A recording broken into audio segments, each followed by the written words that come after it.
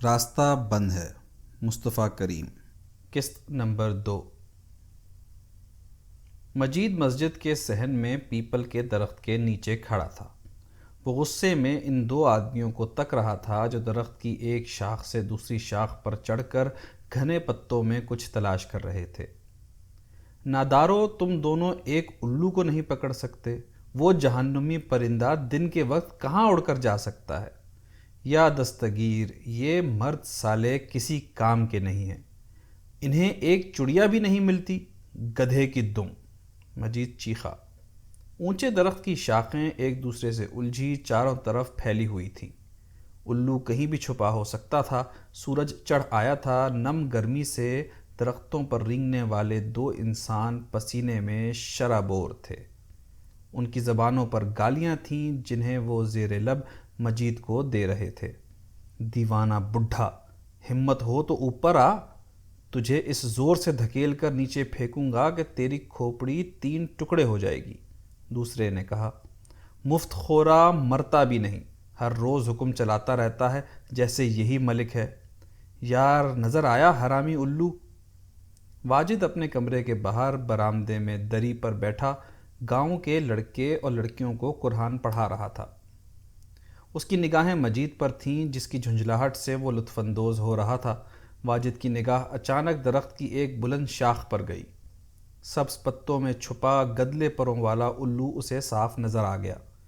واجد کے پاس ایک 8 سالہ لڑکا آیت رٹ رہا تھا۔ اس کی جیب میں غلیل اور مٹی کی بنی سخت گولیاں تھیں۔ واجد کی آنکھیں چمک اٹھیں۔ اس نے لڑکے سے غلیل مانگ کر الو کی جانب نشانہ لگایا۔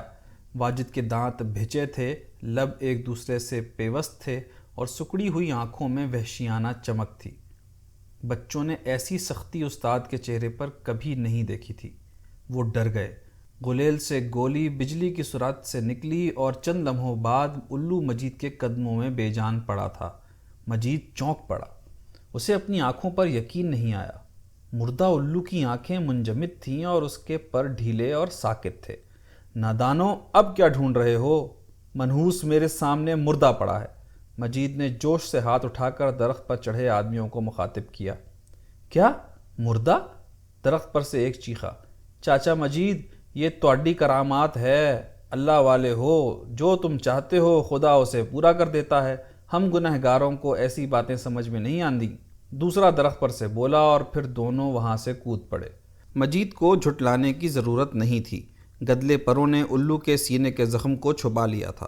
مجید کا چہرہ آسمان کی طرف تھا جو درخت کی شاخوں کے درمیان تابندہ تھا۔ مجید کی شکر گزار آنکھیں گرم آنسوؤں سے جلنے لگیں۔ معبود، تیرا احسان ہے، تو نے اس گنہگار کو بے سہارا نہیں چھوڑا ہے۔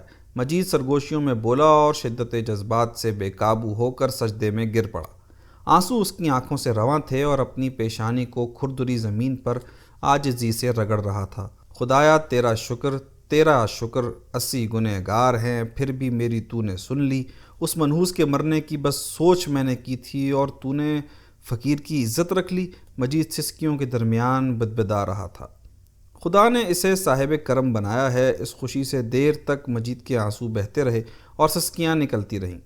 اس کے ساتھی دم بخود اور سہمے ہوئے اس کے پاس کھڑے رہے۔ کچھ دیر بعد مجید سجدے سے اٹھا، آستین سے آنسو خشک کیے اور مردہ الو کو زمین پر سے اٹھاتے ہوئے بولا، چلو اس چڑیا کو دفن کریں۔ جب مجید اور اس کے ساتھی برآمدے کے پاس سے گزرنے لگے تو وہ لڑکا جس کی غلیل سے واجد نے الو کو مارا تھا، اس نے فخریہ کہا، ہمارے امام نے اسے مارا ہے۔ کیا؟ مجید تقریباً چیخا۔ اسے محسوس ہوا کسی نے اسے ایک تھپڑ جڑ دیا۔ ہاں سچ ہے، امام نے میرے غلیل سے اسے مارا ہے۔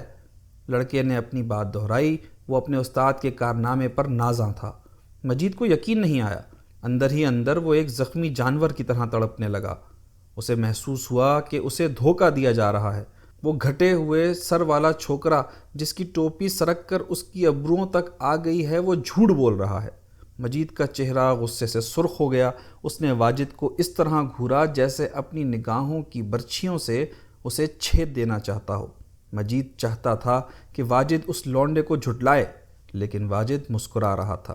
اس کے چہرے پر ایک معصوم چڑیا کی جان لینے کی وجہ سے تعسف نہیں بلکہ خوشی تھی اور داد کی طلب۔ وہ مجید کی احمقانہ حرکتوں کی وجہ سے بھی مسرور تھا۔ کیا یہ سچ ہے؟ مجید نے حقارت سے واجد سے سوال کیا۔ ہاں، تم لوگ اس الو سے پیچھا چھڑانا چاہتے تھے، میں نے اسے مار کر تمہاری مشکل آسان کر دی، واجد نے متکبرانہ جواب دیا۔ ذرا اس عجیب مخلوق کو دیکھو، مجید نے نفرت کے ساتھ واجد کی جانب اشارہ کیا اور اپنے ساتھیوں کی جانب تائید حاصل کرنے کے لیے تکا اور اپنی بات اسی ذلیل کرنے والے لہجے میں جاری رکھی۔ واجد، تمہیں کیسے معلوم میرے دل میں کیا ہے؟ تم ہمارے جیسے آدمی ہو، تمہیں میری سوچ کا کیسے پتہ ہو سکتا ہے؟ ایسی باتیں تو خدا جانتا ہے۔ کیا تمہیں نہیں معلوم کہ اس مسجد کے صحن میں جو بھی کیڑا یا پرندہ ہے وہ متبرک ہے، انہیں مارنا منع ہے؟ خدا نے انہیں حفاظت دی ہے جبھی وہ مسجد میں رہتے ہیں۔ مجھے یقین ہے کہ کل تم ان کبوتروں کو بھی ضرور مار دو گے۔ مجید غصے سے بوکھلایا ہوا مسجد کے گنبدوں کی جانب اشارہ کر رہا تھا جہاں کبوتر پھدک رہے تھے۔ واجد نے نہ صرف اس سے امامت چھینی تھی بلکہ آج اسے ذلیل بھی کیا تھا۔ مجید کی مٹھیاں بھیجی تھیں، الفاظ پھنکارتے ہوئے اس کے منہ سے نکل رہے تھے۔ اس کا منہ ایک جانب کھنچا تھا اور آنکھیں ابل پڑی تھیں۔ اس کا بس چلتا تو وہ واجد کو دھکے دے کر گاؤں سے نکال دیتا۔ واجد نے محسوس کیا کہ جس دری پر وہ بیٹھا ہے اس میں میخیں گڑی ہیں۔ مجید کی محمل منطق نے اسے حیرت زدہ کر دیا تھا اور جس حقارت سے اسے مخاطب کیا گیا اس کی وجہ وہ نہیں سمجھ سکا۔ وہ سکتے میں تھا، جیسے کسی نے اس کی زبان پکڑ لی تھی اور بے رحمی سے اس کے ہونٹوں کو سی دیا تھا۔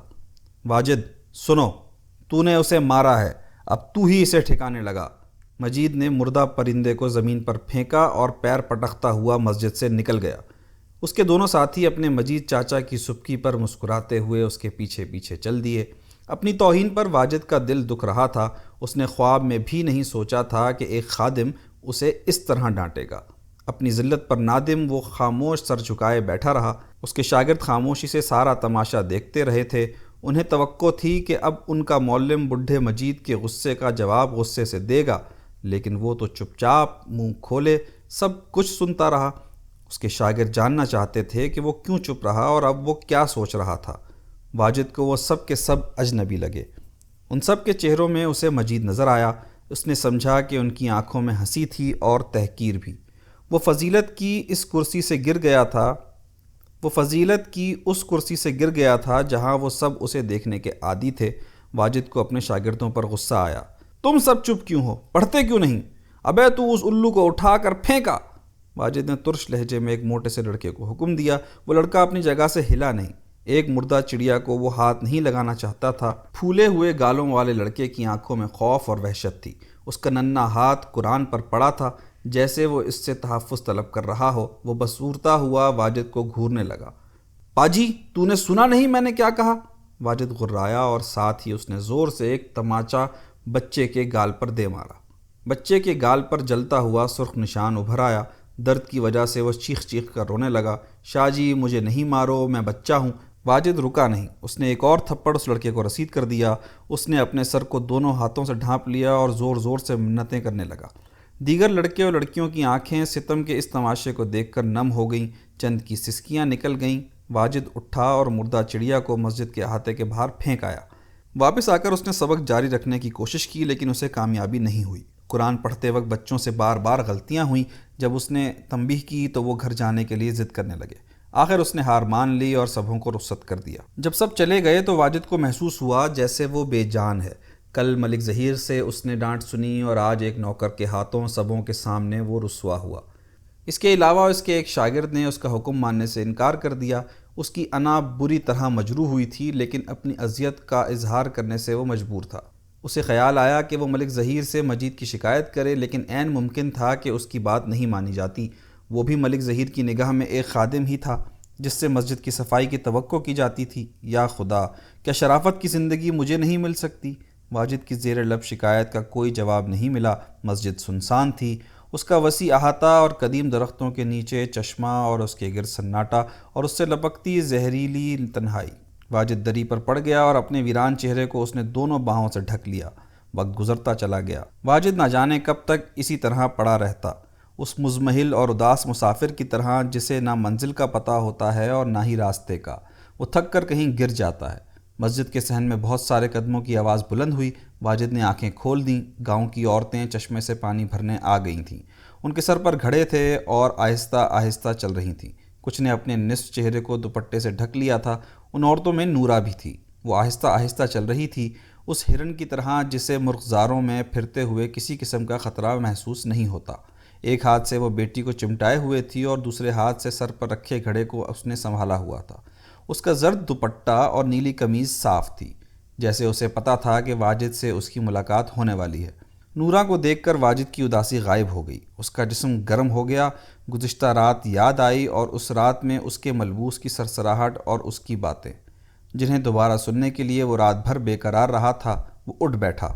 اس کی نگاہ بار بار نورا پر پڑی جو دیگر عورتوں کے پیچھے کھڑی تھی۔ وہ ان کی گفتگو میں حصہ نہیں لے رہی تھی جو نہ جانے کیا تھی، لیکن جب وہ ہنستیں تو نورا بھی ہنس پڑتی۔ جب وہ چشمے سے پانی لینے کے لیے جھکی تو اس کے نمایاں کولوں اور بازوؤں اور گولائیوں کو دیکھ کر واجد کا منہ خشک ہو گیا۔ اسے یہ بھی گمان ہوا کہ اپنے بازوؤں کے بیچ سے نورا نے ایک دو بار اس پر نگاہ بھی ڈالی ہے۔ واجد کو اپنا خون دہکتا محسوس ہوا۔ اس کا دل چاہا کہ نورا کو اپنے سینے سے بھینچ لے اور اپنے خون کی حدت کو اس کے جسم میں جذب کر دے۔ خدایا خدایا رحم! احساس گناہ سے وہ لرز اٹھا تھا۔ میں اپنی روح کو کیوں آلودہ کر رہا ہوں؟ میں لعنتی ہوں! واجد سرگوشیوں میں بولتا ہوا اپنی کوٹری میں آ گیا۔ ایسی ساعتوں میں لعنتیں بے اثر ہوتی ہیں، نہ مچلتی خواہشوں پر ان کا بس چلتا ہے اور نہ ہی دل کی تیز دھڑکنوں پر۔ وہ پسینے سے شرابور تھا، نہ چاہنے کے باوجود اس کی نگاہیں چشمے پر گئیں۔ جہاں نورا تھی وہ بے چین سا کوٹری کے باہر آ گیا اور رحل پر رکھے قرآنوں کو اکٹھا کرنے لگا۔ نورا کو جانے کی جلدی نہیں تھی۔ وہ بار بار اپنے گھڑے کو دھو رہی تھی۔ اس کے پاس اس کی بیٹی شاداں کھڑی تھی۔ بیٹی کے سر پر ماں کی طرح گھنگریالے بال تھے اور رنگ بھی اسی کی طرح صاف تھا۔ ایک لمبا کرتا اس کے گلے سے گھٹنوں تک پھیلا تھا۔ نورا نے چلو بھر پانی بیٹی کے سر پر ڈال دیا۔ شاداں کھلکھلا کر ہنس پڑی اور ماں کے پیروں سے لپٹ گئی۔ ماں بیٹی کی محبت کے اظہار سے واجد کو بھی خوشی ہوئی۔ اس کے چہرے پر بھی ہنسی آ گئی۔ اس کے مضبوط دانتوں کی چمک اور اس کے چہرے کی شگفتگی دیکھ کر نورا خوشی سے سرشار ہو گئی۔ ایک متبرک انسان اس کی مسرت میں شریک تھا۔ اس سے بہتر احساس اور کیا ہو سکتا تھا؟ اس کے پیر ہوا میں تھے۔ ساتھ کھڑی عورت سے نورا نے شوخ لہجے میں کہا، ہم اپنے مردوں سے کہیں کہ وہ اب پانی بھرنے آیا کریں۔ ساتھ ہی اس نے دزدیدہ نگاہوں سے وجیح امام کو تکا جو اس وقت خدا اور رسول کو بھلا کر اس کی موجودگی کے احساس میں گم تھا۔ عورتیں ہنس پڑیں اور ان کے چہروں پر سرخی آ گئی۔ واجد کی کشش کا ان سب کو احساس تھا۔ اپنے گھڑوں میں پانی بھرنے کے بعد وہ رخصت ہونے لگیں۔ نورا اس وقت بھی ان کے پیچھے آہستہ آہستہ چل رہی تھی، جیسے اسے جانے کی کوئی جلدی نہیں تھی۔ وہ رک رک کر کبھی مسجد کے وسیع صحن کے گرد کھنچی دیوار کو تکتی اور کبھی ان پیلے اور سرخ پھولوں پر اس کی نگاہ جاتی جو حویلی کی طرف جانے والی پگڈنڈی کے دونوں جانب کھلے تھے۔ عورتوں نے سمجھا کہ شاید وہ انہیں توڑنا چاہتی ہے۔ ایسا کوئی نہیں کرتا تھا چونکہ ان سب پر حویلی کی اس مالکن کا خوف تھا جس نے خودکشی کرنے سے پہلے ان پھولوں کو اپنے ہاتھوں سے لگایا تھا۔ دوپہر کے کھانے کے بعد ملک ظہیر کی حویلی کے زنان خانے کی کوٹری میں جو خادمائیں سو رہی تھیں ان میں نورا بھی تھی، لیکن اسے نیند نہیں آئی تھی۔ وہ بے تابانہ ادھر ادھر نگاہیں ڈال رہی تھی۔ ظہر کی اذان کچھ عرصہ پہلے ختم ہوئی تھی جس کے سحر نے نورا کی نیند چھین لی تھی۔ اسے واجد یاد آ رہا تھا، اس کی جھنکتی ہوئی آواز اور جس میں اس نے نورا سے گفتگو کی تھی، اور جب اس نے کہا تھا کہ وہ بھی ایک انسان ہے جو مسجد میں رہ سکتی ہے تو واجد نے اس کا دل جیت لیا تھا۔ ایک متبرک انسان کے منہ سے نکلا ہوا لفظ مقدس ہوتا ہے۔ نورا اٹھ بیٹھی۔ چند لمحے تک سر جھکائے وہ کچھ سوچتی رہی۔ ارد گرد سوئی ہوئی عورتوں پر اس نے نگاہ ڈالی اور سر اور چھاتی کو دوپٹے سے ڈھکا۔ اپنی سوئی ہوئی بیٹی کو گود میں اٹھایا اور حویلی سے نکل گئی۔ گلیوں سے ہوتا ہوا راستہ مسجد کو جاتا تھا۔ سخت گرمی تھی اور گلی میں آگ لپک رہی تھی اور آسمان سے بھی جیسے پگھلتا ہوا سیسا ٹپک رہا تھا۔ پھر بھی نورا کے قدم مسجد کی جانب اٹھ رہے تھے۔ پاؤں تلے زمین گرم تھی اور اس کا کھردرا پن اسے گڑ رہا تھا، لیکن نورا کو اس وقت کسی کی پرواہ نہیں تھی۔ کوئی پوچھتا کہ کہاں جا رہی ہے تو وہ کہہ دیتی کہ مسجد میں شاید اس کی بالی گر گئی ہے، اب اسے ڈھونڈنے جا رہی ہے۔ نورا نے اس وقت وہاں جانے کا جواز سوچ لیا تھا، لیکن بیمار گلی کی ویرانی اور سورج سے گرتے انگاروں کے بیچ کسے پڑی تھی جو اس وقت چلتا پھرتا نظر آتا۔ مسجد کے صحن کے گرد جو دیوار تھی اس میں داخلے کا چوبی دروازہ بند تھا۔ نورا نے اس پر ہاتھ رکھا۔ اندر سے چٹخنی نہیں لگی تھی، اور وہ لگی ہوتی تب بھی نورا دروازے پر دستک دیتی۔ اس وقت اس کی جھجک، خوف اور احتیاط سبھی کچھ مٹ چکا تھا۔ اس وقت اس کی زندگی اس کے اختیار میں تھی۔ اس کی خواہشیں اور آرزوئیں تسکین چاہتی تھیں۔ ہلکے سے دھکے سے مسجد کے احاطے کی دیوار میں بنا دروازہ کھل گیا۔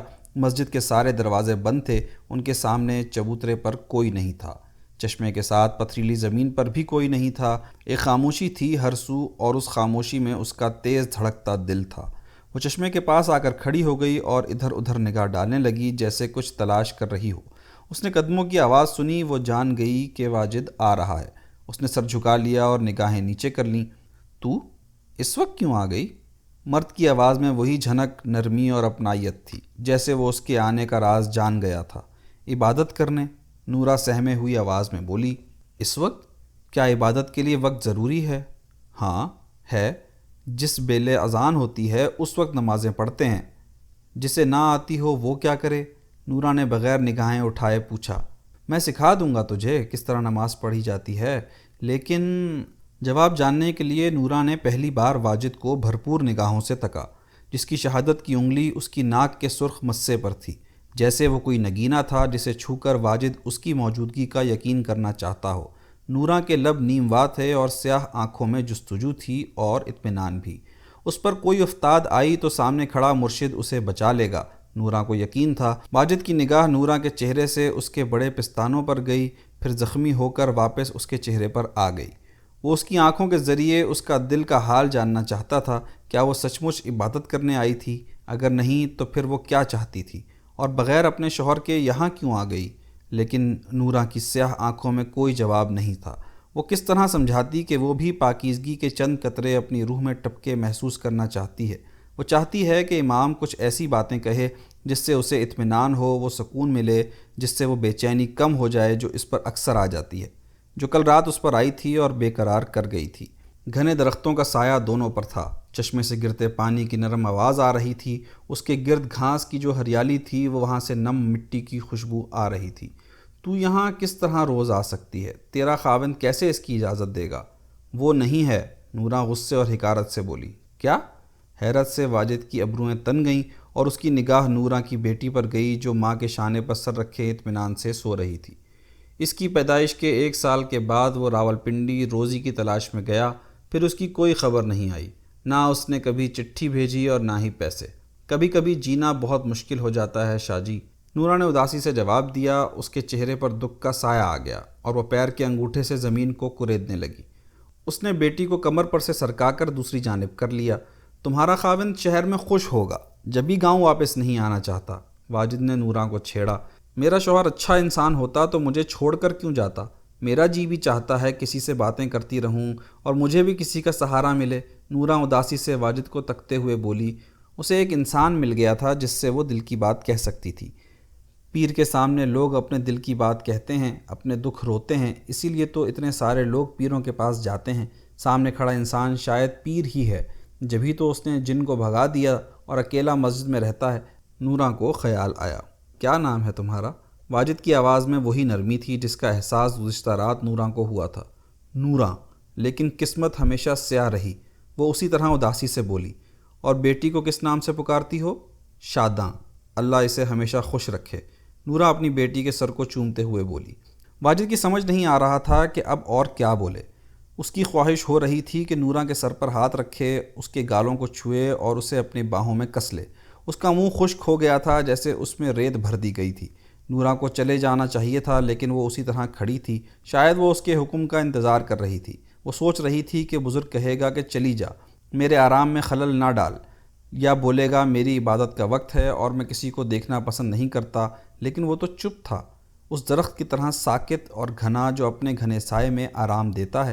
پاس کی جھاڑی میں کوئی چڑیا بول رہی تھی، چک چک چک چک۔ ایک عجیب سی آواز تھی اس کی، کرخت اور رکتی ہوئی، جیسے وہ کچھ سمجھانا چاہتی تھی اور سننے والا سن نہیں رہا تھا۔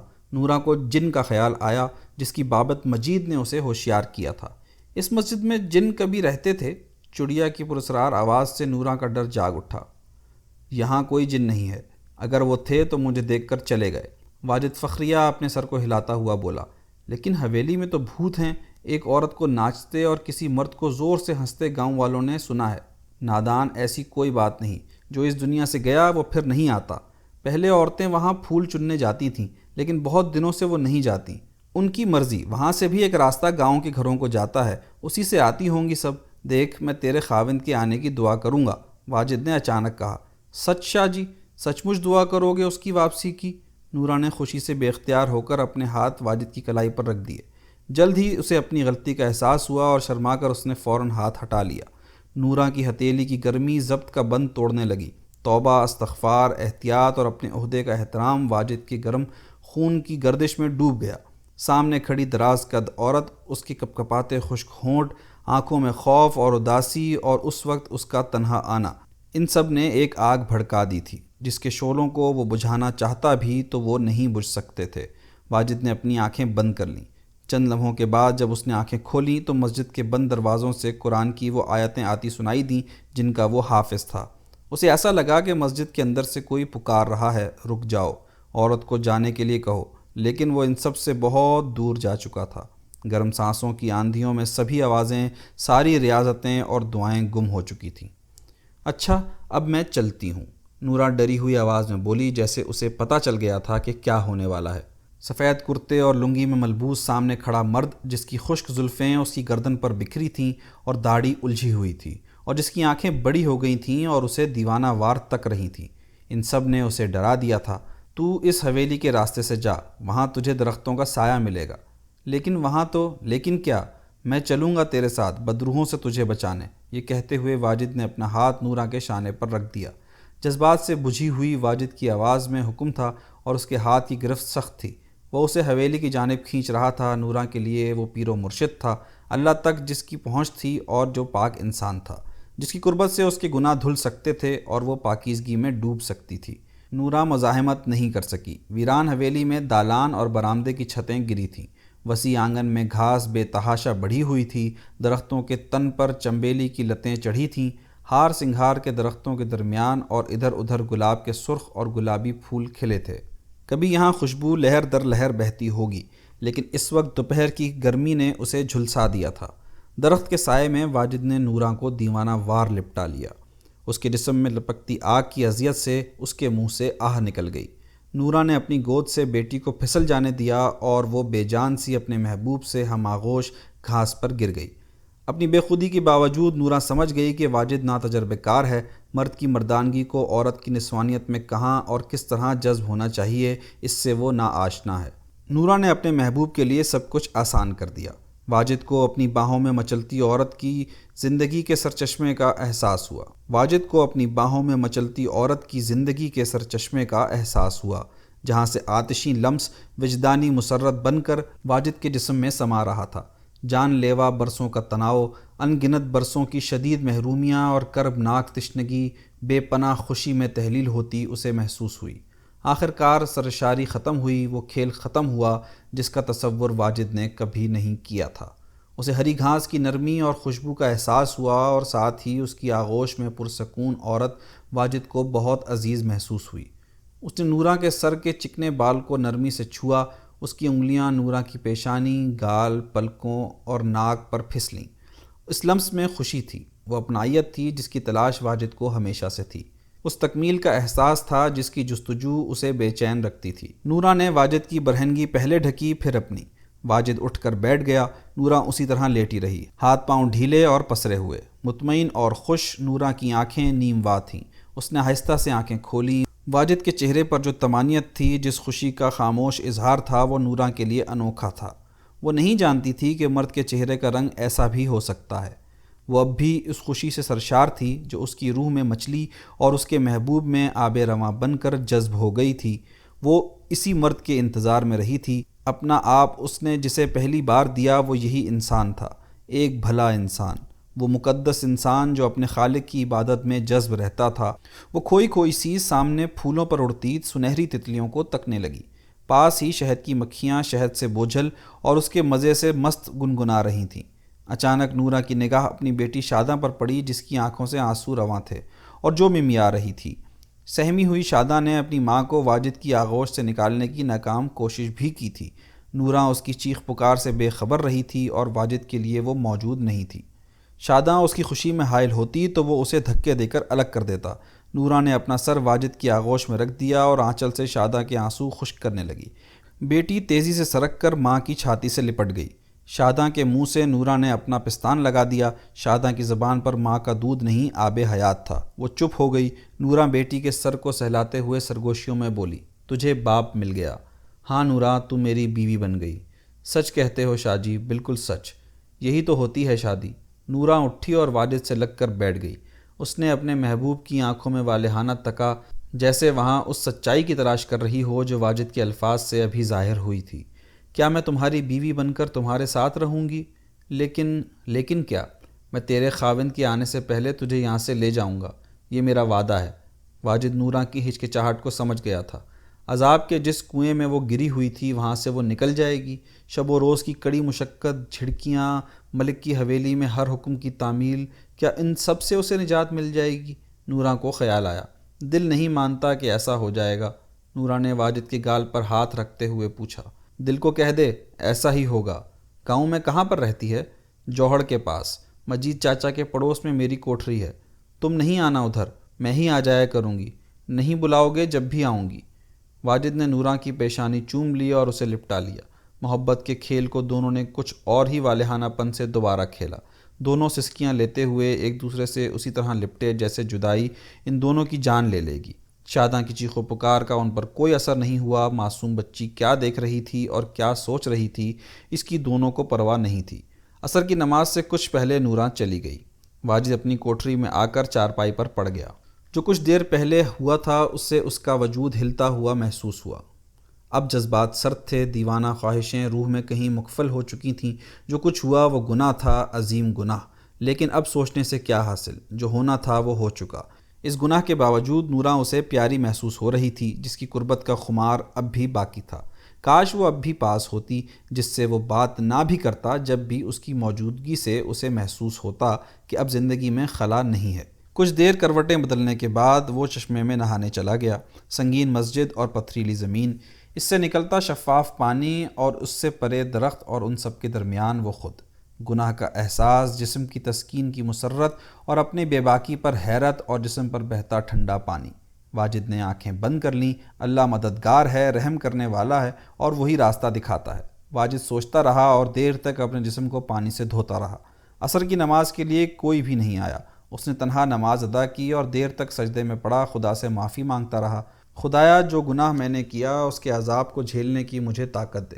خدایا، اگر میں نے جرم کیا ہے تو اس کی خوشی مجھے کیوں ہے؟ ایک عجیب سی تسکین کا احساس کیوں مجھے ہو رہا ہے؟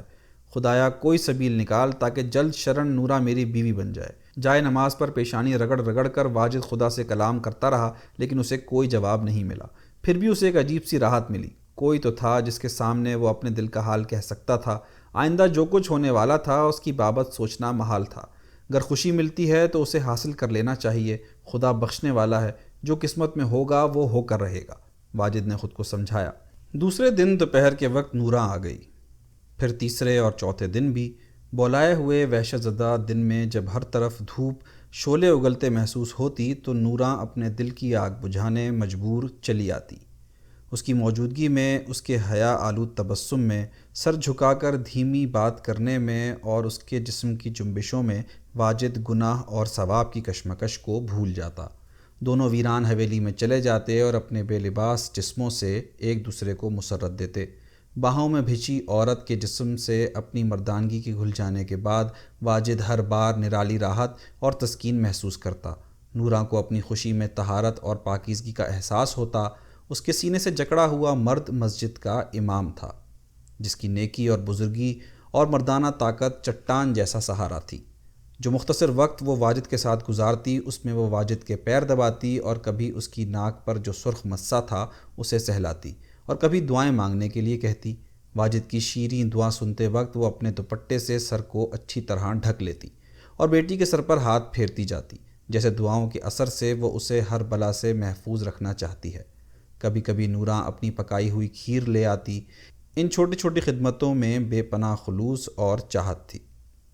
ایک دن دوپہر کے وقت واجد اور نورا حویلی میں گل مہر کے درخت کے نیچے گھاس پر مطمئن اور پرسکون لیٹے ہوئے تھے۔ گاؤں والوں کے خوف اور توہم کا حصار ان کے گرد تھا۔ کسے ہمت تھی جو ادھر آ بھٹکتا؟ اب تو ظہر اور عصر کی نماز میں بھی لوگ لو کے خوف سے نہیں آتے تھے۔ واجد اور نوراں اپنی محبت سے ایک دوسرے کو نواز چکے تھے۔ شاداں ان کے قریب ایک پرانی اور میلی سی گڑیا سے کھیل رہی تھی۔ بغیر کسی ارادے کے نوراں کی نگاہیں ارد گرد پھسلیں۔ برآمدے کے ٹوٹے فرش پر جا بجا اگی جھاڑیاں، دیواروں پر بارش کی زرد لکیریں، تاریک دالانوں میں گری شہتیروں پر مٹی کا ڈھیر، اور دالانوں کے ٹوٹے دروازے جہاں سے جیسے کسی کی آنکھیں اسے گھور رہی تھیں۔ آنگن کے وسط میں ایک شکستہ چبوترا جس کا نصف حصہ اینٹوں کا ڈھیر تھا، اس پر اس کی نگاہیں بار بار گئیں۔ حویلی کی ویرانی کا شدت سے نوراں کو احساس ہوا۔ گاؤں کی بوڑھی عورتوں سے سنا ہے کہ جب حویلی آباد تھی تو چبوترے پر گرمی کی راتوں میں قالین بچھا دی جاتی تھی اور حویلی کی مالکن اس پر ناچتی تھی۔ نوراں مسکراتے ہوئے چبوترے کی جانب اشارہ کرتے ہوئے بولی۔ واجد کا سر نوراں کے سینے پر تھا، وہ اسی طرح لیٹا رہنا چاہتا تھا، آنکھیں بند کیے اور ڈھیلا ڈھالا۔ اس نے آنکھیں کھول دیں اور چبوترے کو تکا، پھر اس کی نگاہیں اس تنگ راستے کی جانب گئیں جو حویلی سے باہر گاؤں کی جانب جاتی تھیں۔ راستہ زرد جلی ہوئی گھاس سے بھرا تھا اور اس کے دونوں جانب سفید پھولوں سے بھری جھاڑیاں گتھی ہوئی تھیں۔ لمحے بھر کے لیے اس کا دل چاہا کہ ان پھولوں کو توڑ کر لائے، لیکن دھوپ سے ان کی خوشبو اور تازگی مرجھائی ہوئی تھی۔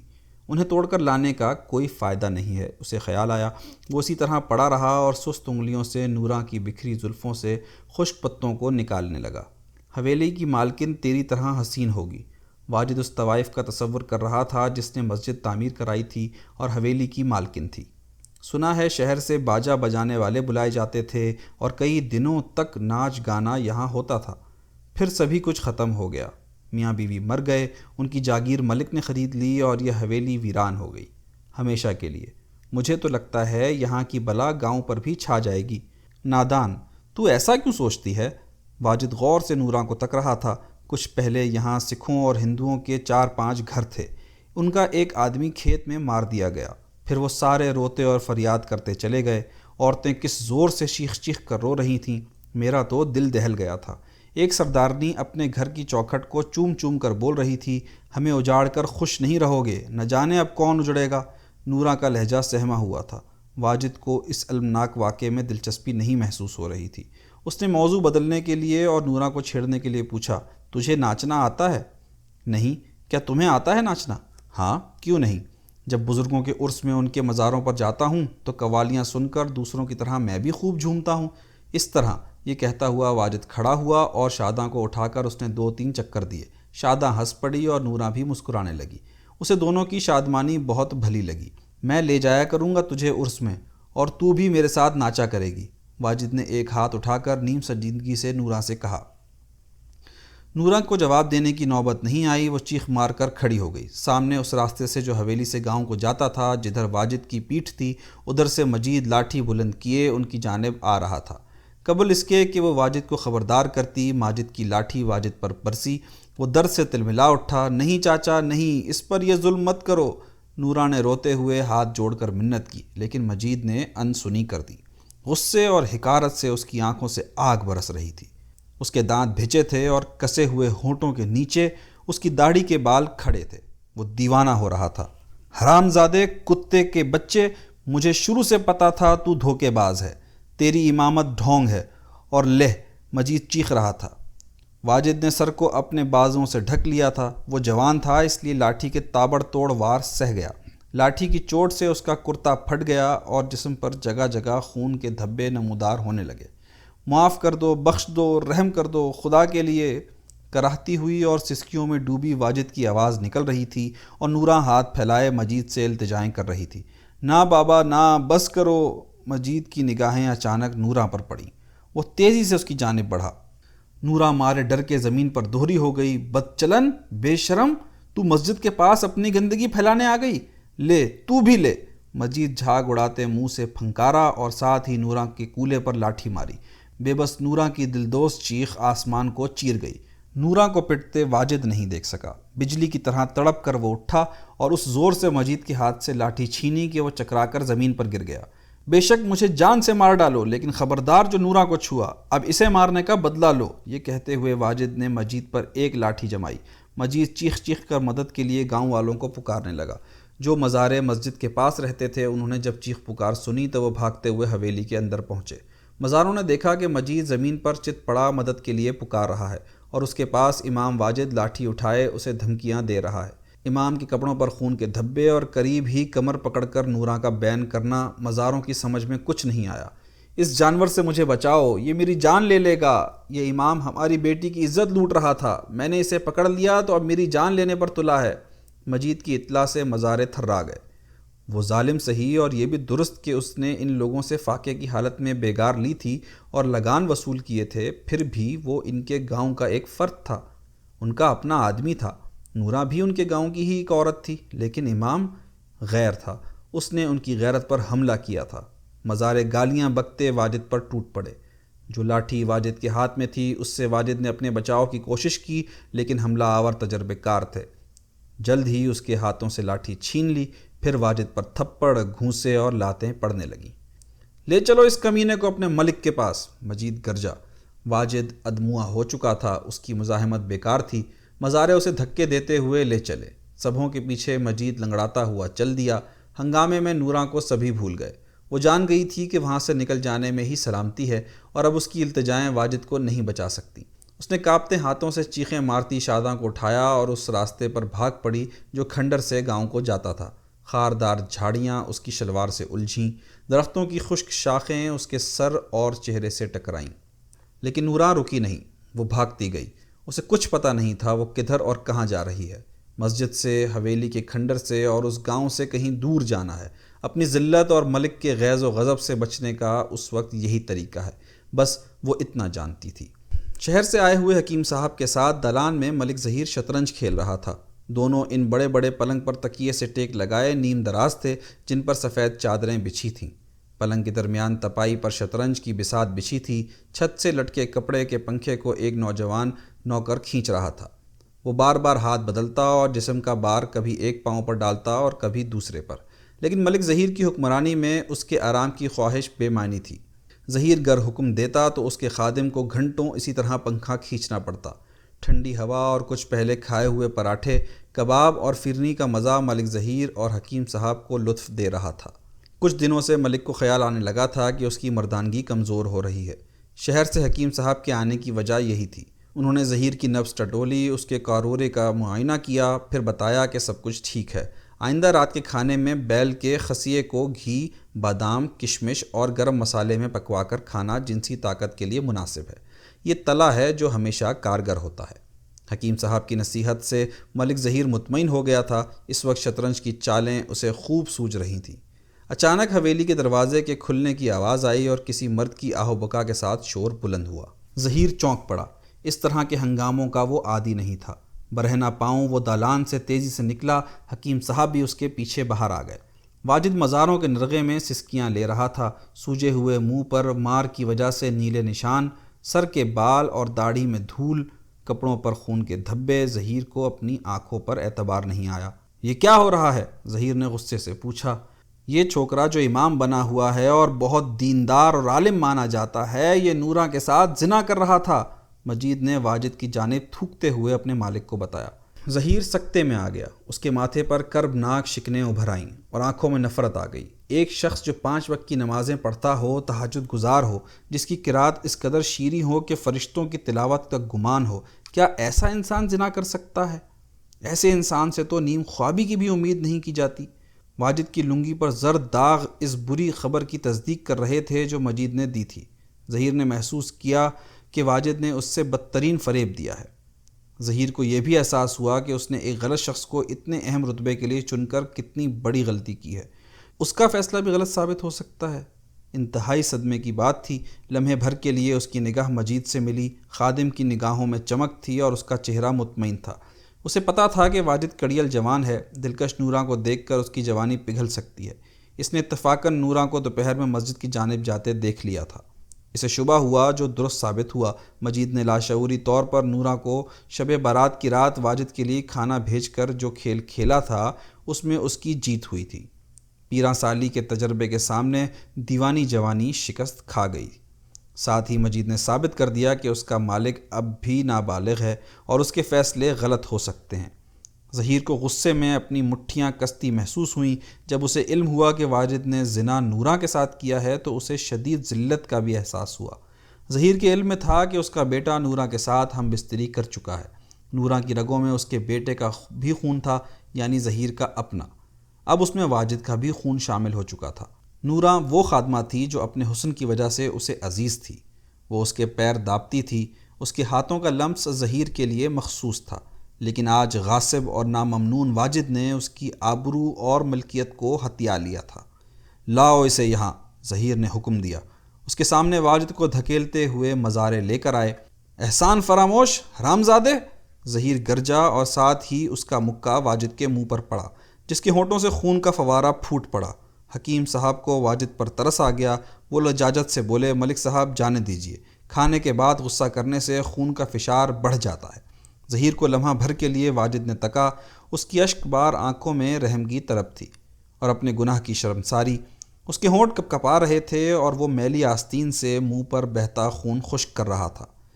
حکیم صاحب کی التجا کام آئی۔ ظہیر کا ہاتھ رک گیا۔ اس نے اپنے مزاروں کو حکم دیا، اس بے شرم کے چہرے پر کالک مل کر اسے گدھے پر بٹھا کر گاؤں میں پھراؤ، پھر اسے گاؤں کے باہر نکال دو۔ ملک کے حکم کی تعمیل جلد ہو گئی۔ واجد کے منہ پر کالک مل دی گئی، پھر اسے گدھے پر بٹھا کر گاؤں میں گشت کرایا گیا۔ آگے آگے ایک میراثی ڈھول پیٹتا تھا اور پیچھے واجد کے علاوہ مزارے تھے جو اس پر گندے مذاق کی بوچھاڑ کرتے جاتے تھے۔ جس کسی نے اس تماشے کو دیکھا اسے پہلے حیرت ہوئی، لیکن تفصیل جاننے کے بعد ان کے منہ سے بھی واجد کے لیے گالیاں نکلیں۔